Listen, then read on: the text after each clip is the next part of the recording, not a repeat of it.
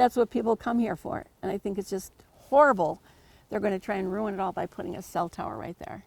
With the camp located next to Warren Dunes State Park, neighbors are unhappy that a 185-foot cell tower will be going up at the camp. Many neighbors near the camp creating signs against the new cell tower. One resident is disappointed with the township moving forward with the tower. So here we are, 60 acres of a wooded sanctuary that's been around for 102 years. It's been a thriving local institution for this community. And it would be the last place that I would ever think about putting a cell phone tower. I spoke with the camp director about the reason for the new cell tower.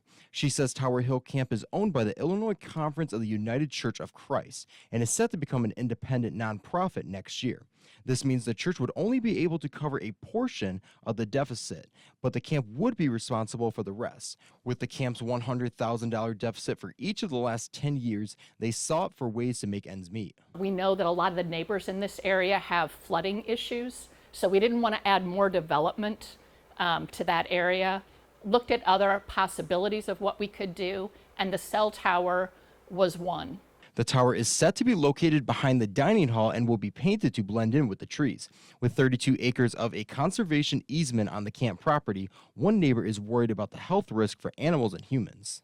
The idea that you're going to put a cell tower right next to a land conservancy, right next to all these buildings that, house all these people, it just doesn't make sense.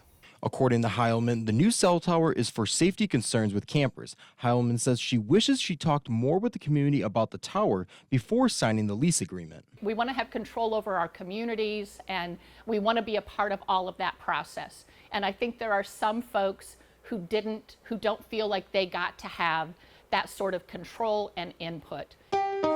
I'm John Paul. Thanks for watching. Here's another video for you to watch. Also, please take a moment to subscribe to our channel.